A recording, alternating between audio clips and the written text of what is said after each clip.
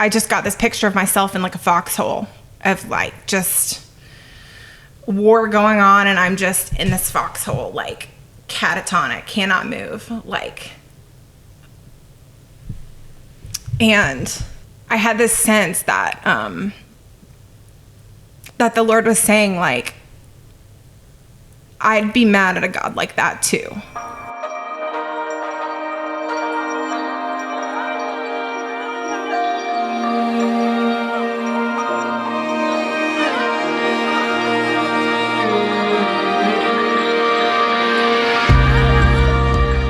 Welcome back to the Ology Podcast. Ology is a nonprofit ministry that is centered around rethinking, researching, and rediscovery, a process that dives deep into the depths of an intimate partnership with God through a concept Jesus initiated called ecclesia.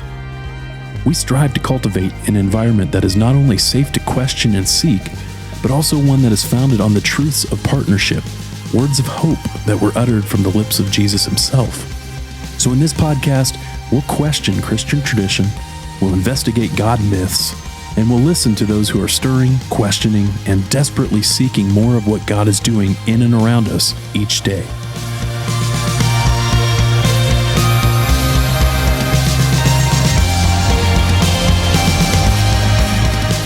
Hey everybody, this is Scott Johnson with the Ology Podcast, and today we're in a different location.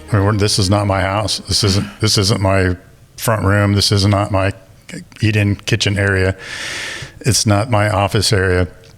We're in a new location. This is the home of the Burdicks, and this with me today is Jordyn. And Jordyn and Drew are friends of mine from a long time ago. They're actually really, really good friends with my counterparts, Chris and Tyler.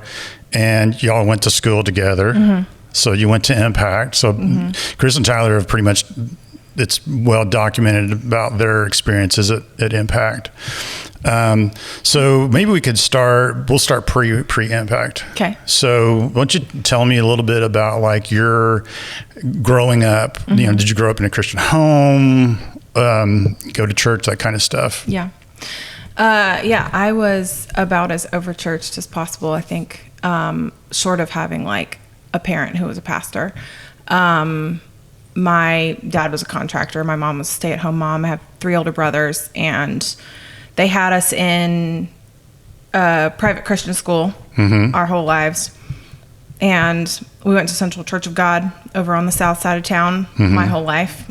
So you're a Charlottean. I am. Holy moly. Yeah. Now, for some of you people that are not in the Charlotte area, that's really a rarity to find someone who is an actual Charlottean, because there's so many transplants. Yeah. Like me. Yeah. Wow. We're unicorns. Are your parents actually Charlotteans? No. Well, I guess it depends on how you define it. They weren't born here, okay. But my mom graduated from a high school here. Okay.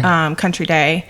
But she largely grew up in Biloxi, Mississippi, and my dad grew up in Beaumont, Texas. Okay. And they met in Colorado, of all places, and then wanted to move close to family, and my dad did not want to go back to Texas because there's no trees and no hills, and he came to visit my mom's parents in Charlotte. They were here at that point, and just was like, oh my gosh, it's beautiful. I want to live there. Let's live there. If I have to pick between Texas and North Carolina, it's North Carolina. Yeah. So that's what brought my parents originally here. Yeah. And they had my brother in Colorado, and the rest of us were born here. Oh. And we're all still here. Yeah. Like my brother lives crazy. In Huntersville. My other brother lives next door. Yeah. One lives near Uptown. And yeah, we went to Central. I went to a couple different private Christian schools, and it just was, I would define it now as an overchurched Christian school kid. Like, we were in, Central's great, like no complaints about it, right. Like, I've been through a season of ruining that a little bit, but now I see it for a bit of a gift that it was, because through some of my story, the stuff that was packed away in my heart through that experience came back. The Lord used it when I didn't want to look at my Bible. I didn't want to, I didn't want to pick it up. And so it was a gift for sure to grow up that way, and grew up a little naive because of the bubble, but yeah, I was goody two shoes. I never, did anything wrong on paper. It looked like I never really stepped out of line. So maybe in like, when was that? 9th grade, 10th grade, 10th grade. I had a friend I met, and she was not a very good influence. Uh-oh. That's about the extent. We wore midriff bearing tops, and that was it. That was that was my. Oh no, not that. Never that. Please, no. Wow. Yeah. So. So you really were a kind of a bubble Christian kid. Really. Yeah. And being the only girl in a family with my closest brother is 4.5 years. I was very much like 4.5 years older. I was very much like kind of an only child, little princess, kind of like my parents just very much protected me. It's like the boys and Jordyn. Yeah. Yeah. So, they were just, they gave us a lot. They provided every physical need that we needed, that we had. Like, they're great. They're still together. And, like I said, we're in church every Sunday. I was at youth group every Wednesday. I was, participating in the choir. I was pulled out as, a part of an ensemble because I had a better voice than most, and then on to, leading worship or participating in the worship team. Later, I'd go on to lead worship. I led worship with Alan Wallace a few times at Impact, a handful of times. So that was fun. Yeah. And yeah, so I guess went to school, UNCC, found Impact. Impact was How great. long did it take you to find Impact? I found Impact my second semester, my freshman year. Okay. I tried a bunch of other ministries. That first semester was very, very weird going from, and I lived at home, so I didn't have that immersive like college experience. Yeah.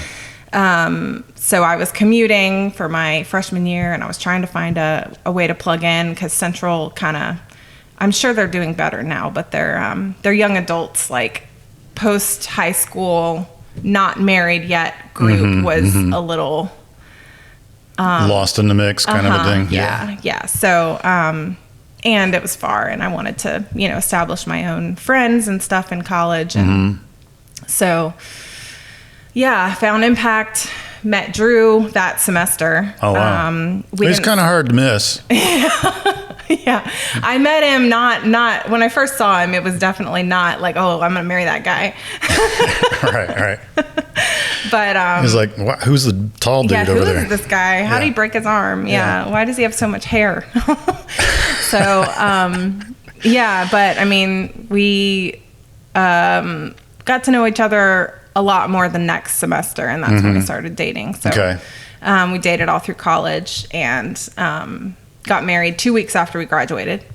So we graduated on like the 9th of May and married on the 31st of May. Oh, wow. Wow. Yeah. Okay. So what was your impact? Why did you kind of navigate your way and find your place at Impact? What was it about it that kind of like stood out from the other stuff? Friends? Yeah, I think there was one girl in particular who was just very welcoming the first time I visited. And there was another guy I had met in one of my classes at the business school, and I think he invited me. So it just felt more welcoming. Like the other ones, I feel like I kind of floated in and out and nobody even noticed. Cared, yeah. In hindsight, I guess it feels like the Lord like brought Impact into my life. And I just felt welcome, and I liked the music. I liked the teaching. So after college, and you guys get married literally 2 weeks after college. So tell me about like your spiritual life then, being married and starting off as a young couple. You're not in school anymore. That was a weird time. Yeah. Talk about that, because it is definitely weird. Yeah, it's very weird going from being told what to do, where to go, like what's due and when, your whole life, and then like, here, is open-ended nothingness, especially because we graduated in 2009. So neither of us were able to get jobs. Like you just couldn't. And I worked for my parents' construction company, and they had to lay me off. It was so bad. Wow. So, but even when you work for your parents, it's not the same as like, you know, you might go, if you go into the military, you go into an actual job, like your boss is like, can we need this by Friday? And you're like, okay, I can do that. Well, we didn't have that. It was just this very nebulous time of like, wow, we could literally do anything we want. Like, so, that was when Drew started the business when we graduated, and all that history of what was maybe going to happen, and jobs that fell through, and then, okay, well, let's just make something work and do graphic design. And he wanted to do this t-shirt company, which he'll tell you about when it's his turn. But, so we did that and just saved as much as we could. And I mean, as far as spiritually, I think like we both came from really strong families, or our upbringing was very overchurched. Solid. Yeah, solid. And but I don't think that we were mature enough to, like, we didn't know how to have the conversations with each other about our faith and stuff, which it's I guess because we met in a campus ministry, it kind of was like, oh, well, you're a Christian, so we're good, this is fine. But we didn't really talk about it much, and it felt, I don't know, it just kind of felt like one of those topics neither one of us wanted to delve into. And I don't, in hindsight, if there was somebody thinking about marrying somebody and told me that, I would be like, ooh, you might want to have a little explore that before you get married. But no. So there we were, married. We were still going to Impact. We went to Impact for 2 more years. Oh, really? Okay. Yeah, because that was our community. Like, we didn't want to run off on our community. Didn't feel like we needed to go anywhere else. And so I kind of started feeling less fulfilled at Impact sooner than Drew did. And so I think there was even a time where he was going and I wasn't. And we were going to Central on Sunday mornings. Now I'm thinking about it. Central on Sunday mornings, which is a big church that it's really hard to get connected in unless you go to like Sunday schools, which makes your morning a lot longer because you're going to the service and then Sunday school, or vice versa. And it was far. It was on the other side of town. And so it was like, well, we have Impact for our community, and we have like Central for our actual like church experience. And it fit the bill for a while, and then I was like, I don't really see the value of going to Impact anymore. I think it was just because like we were like the elders. It's like we're like 23 years old, and we are not elders. This is not not that anyone is putting that on us, but it was like we're the people for us to look up to. Right. Where's the generations that are gonna pour into us? And so I had around, it was 2011. We finished out the school year, because Impact breaks for the summer. And then for the summer, I was like, well, what if we, go church shopping, I guess. And I pulled up a map and did a search of like a radius around the house. I'm like, I don't want to drive 25 minutes to church anymore. And pulled up a couple websites and looked at their statements of faith. And I got it down to five churches that we were going to try. And then it was like, well, I don't know, which one do we go to first? And I was on my way to Harrisburg from home to do some errands, and there was a sign on the corner of one of the cross streets that I was passing, and I recognized the logo. I was like, oh, we'll go there. So it was July of 2011. And our last, I don't know how you count it because it technically changed names, but we'll just say our last Sunday was July, the last Sunday of July this year. Okay. So 2020, for 13 years we were there. Well, let's dig into that a little bit, because that is a long time to go to a church. And, typically you don't just stop going to a church, you wouldn't think. After all that time. So, I mean, obviously we're not trying to throw churches under the bus or people under the bus or whatever, but for you, what what started kind of changing, and maybe you can kind of go into like your stirring moment of like, something's not adding up here for me. What would that have been? Yeah. So I feel like my stirring, in 2019, we kind of had like a personal like marriage crisis, and ended up landing in counseling. And we did the like very exhaustive assessment the first or second meeting we had with our therapist, and she went over our answers and results and stuff with us. And long story short is that I was like, I think like on the scale of depression, a 40 would be like clinical, and I was like an 80. And I had no idea. I did not know that I was depressed. And when I was looking at the reasons why I would be depressed, like on paper, like my life did not equal depression. Yeah. And so she kind of was like, we need to work, you and I need to work on some things before we can, come back with both of you. And it was just so, I was at such a, like, I don't know anything. Like, everything I thought that worked would equal success in life is not. Like, my marriage is exploding. I don't like being a mother. I don't want to be alive anymore. Like, it's like all of the things that were on paper of like I don't come from a broken home.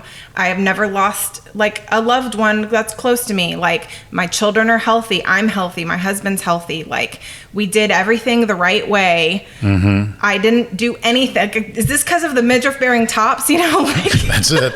Goals falls back to that. It's gotta be that, So I'm trying to, I come from a contractor's family, a very, very, left-brained family, a very like MacGyver is like the analytical, pinnacle, like analytical, innovative, like solve the problems, like work smarter, not harder, all of that. Yeah. And the theme that I recognized at some point after 2019 was that emotions didn't really have value in my family. Like, I don't remember being comforted, at least once I got older. I'm sure when I was small, comforted when I would cry, but like I remember distinct moments where I was upset and I was talking to my parents and I would start crying and they would just like do a double take and kind of not really say anything, and so I think I just learned like, emotions aren't really very valuable. Like, they don't really have anything to offer. And so I landed in this counselor's office with this off the charts, like depression, like statistic. And I'm trying to puzzle it out. Like, how did I get here? And ultimately it kind of sent me into a crisis of faith for a couple months because I did everything right. Like, I followed all your rules. I did things the right way. Like, I sang in your choir. I worshiped on your team. Like, I led worship. At one point I was writing songs, like worship songs that we would sing on stage. Like, I feel like the Lord was using me and speaking through me. And it was just so puzzling to me in that year of just like, why did I put in all of the right things that you were asking me for, and I'm not getting the results that I felt like were promised. And so there was, and I never would have told anybody that I was a gumball machine kind of Christian where I put in the quarter and you give me a gumball, like, good, go me, gold star. But really when it came down to it, like, that's what my theology was, because if you do all these things, you will get all these things. And that's not how it was working. And I was just upset at the Lord. I was mad. I was I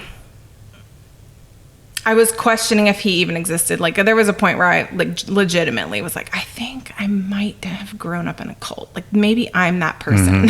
Didn't know that I grew up in a cult. And now everything I based my life on, everything I based all of my decisions on is like, I don't even know if I can trust it. So where does that leave? It just felt like the bottom dropped out of everything. And I just stopped doing everything that I possibly could stop doing. Like, I would get up, I would get my kids ready and get them to school, but that, like, because I had to, you know, if I didn't have to, I would have just laid in bed all day. Yeah. And so working with my counselor, working through, like, she looked me in the eye and says, like, oh, it makes sense that you're in pain. This is called, like, attachment pain. This is, like, the most painful thing the human brain can experience, which was like super validating because I didn't have an answer for why I was in so much pain and why I wasn't okay. Like, I just had this sense, like, I need to just be okay. Like, there is no reason for me to not be okay. I need to just buck up and be okay. And, funny enough, like I think about a year before all of this happened, I was reading the story of Lazarus. And I mean, Overchurched Christian school kid, I'd heard that story 2,000 times at least. Like, that's a big one. That's one of the big ones people go to. Right. Pastors preach on, and I thought I had heard everything about this story, and I was reading it, and literally feel like for the first time in my life, I felt like I actually saw people and like complex human characters instead of this like Sunday school like fictitious superhero comic book thing. And I saw the complexity, and I had questions. It wasn't just like, oh, this happened and that was a nice story, let's move on with our day, you know. It was just like, and I watched, as almost for the first time, I watched Jesus walk into this this funeral for one of his best friends, of, you know, the brother of two of his best friends. They're in distraught, beside themselves, you know. And in my mind, well, he can raise him. We know he's going to raise him. Like, so, and I watched him walk in and not say, here, guys, I have the solution right here in my pocket. You don't need to cry. Yeah. And instead, he went in and he sat with Mary. And he sat with Mary in a very different way than he sat with Martha. And it was like he sat with Mary the way Mary needed him to sit with her. And he wept. And then he sat with Martha in the way that she needed him to sit with her, in her anger and accusation at him. And I was like, what is going on here? Because he has the solution. You know, in my contractor daughter mind, I'm like, well, you needed a nail, he's got it. There you go. Just go pound it in and we move on. And so I was perplexed by this, like, what is the value of grieving with the women, with the group? What is the value? Why is that more valuable than solving the problem? And I was puzzled for a year, and I feel like it was the Lord putting down some groundwork for what I would be walking into the next year, because then I experienced him sitting in it with me. So I was angry. I was still going to church. We were still acting like we were fine. A few people knew we were not fine, but we were acting it all out the way we always had, because I had 2 kids. I want to be sure. I want to be sure before I do anything. I don't want to rip them out of something unless I'm absolutely sure. And so I'm like, I'm not sure about anything. So we were still going to church. We were, you know, still trying to participate as much as possible to be normal and act normal for the kids. And this was like probably a month or 2 where I was going on, like, I genuinely think I'm in a cult. Like, I don't know what I'm going to do here, because none of this is real. And I was standing in worship. Worship particularly made me angry, because all of the songs were your promises are coming. Like, oh, this is going to be great. And I'm like, I was just mad at God and said some things that, you know, most people would tell you you're not allowed to say to God. Lightning was about to strike. Yeah. And, you know, I'm like, I'm tired of your carrot. Like, get your carrot out of my face. I'm not falling for this anymore. Like, it's all bull crap. And I was standing in the back. I don't know what song was playing, but I just got this picture of myself in like a foxhole of like just war going on, and I'm just in this foxhole, like catatonic, cannot move, like. And I had this sense that that the Lord was saying, like, I'd be mad at a God like that too. And in my foxhole on the other end, Jesus sat down, and he didn't look at me. He didn't touch me, look at me, need anything from me, ask me anything, like nothing. He just sat down and with me. And I just got the sense that he's like, we can sit here as long as you want. Which was so different from the message I felt like I was getting from myself and from everyone around me. Well, nobody said it to me, but it just felt like, okay, when are you going to be okay? Like, when are you going to get over this? Right. And so to have Jesus, you know, sit down in there and be like, well, sit here as long as you want. It was just, it broke me, you know, and my anger melted away. And I saw that I'm not angry. I'm just like, I'm sad and hopeless in this hole, and I don't have the resources to do anything about it. Like, I needed Jesus to validate it and say like, hey, you don't need to be okay. It's okay to not be okay. Yeah. And you can be not okay for the rest of your life, and I'm still going to sit here with you. Yeah. And that was like, you know, Jesus walking into the funeral and not fixing it. Yeah. And he did eventually fix it with Lazarus. You know, he raised him from the dead and everything. But if he had done that without meeting Mary and Martha's need, like that's not his character. His character is to meet the need that is in front of him. Right. You know, and then to bring solutions. Yeah. So. Or not. Or not. Sometimes the solution is that he's just there with you. That's right. Yeah. Absolutely. Yeah. So, I would love to say that everything was rainbows and sunshine after that, but it was much more of it's 2024. This was 2019. Like, I'd say it was a good 3 dark years, 3.5. And I'm still sorting things out, and it's a new wave of sorting things out.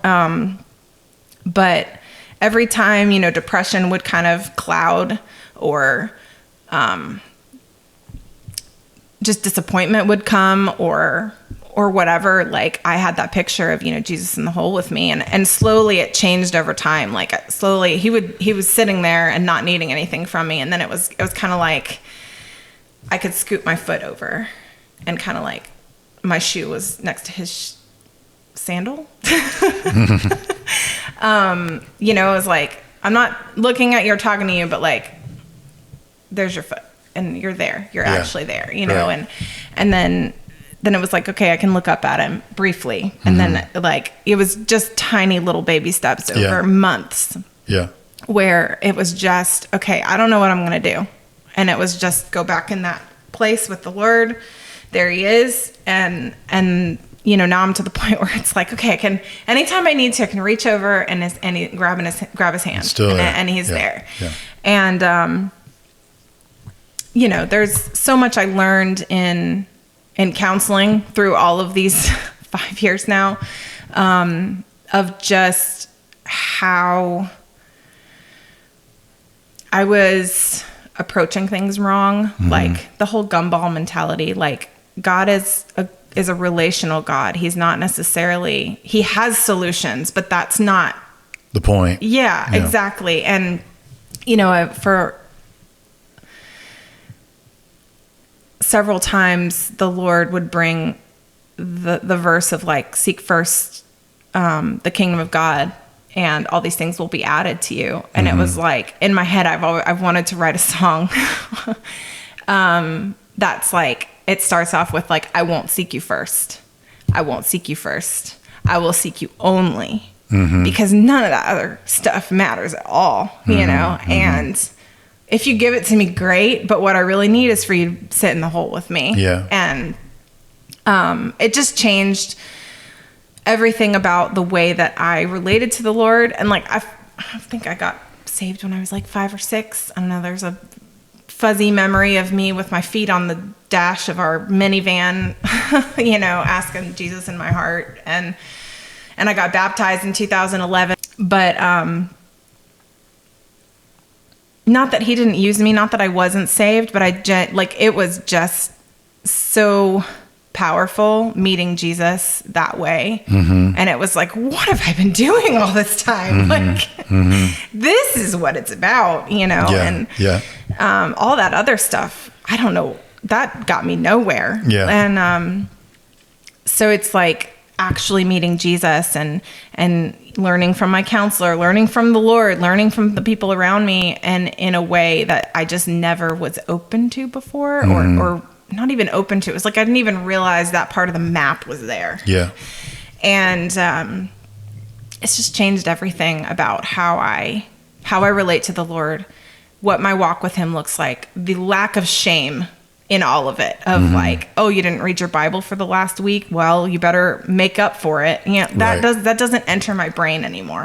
It's like, he's very much a good father. He's very much a loving father of like, you know, your kid falls down, you don't want them to like dust themselves off and like limp it off and then be like, hey, I fell, but I'm okay. Like, you want them to run to you. You want them to come to you so that you can do that for them. And that's the posture that I see the Lord has towards me now. Whereas before he was just far off, you know, not real almost. Yeah. He's basically like a Lazarus. Yeah. He's a fictitious superhero in a comic book. Right. And it's not really real. Yeah, exactly. But, yeah. From the whole Rheology team, we hope these podcasts are encouraging and educational. Rheology exists for 3 main reasons: to reach, train, and equip those who want to go deeper with God in this partnership called Ecclesia. If God has been stirring in your heart, where you are wondering if there's more than what you've been experiencing in today's 21st century Christianity, we'd love to connect with you, to hear your story and help you know that you are not alone. You can simply contact us via the website, rheologylife.com, or reach out via Instagram, @rheology_life. Thanks, and we'll see you next time.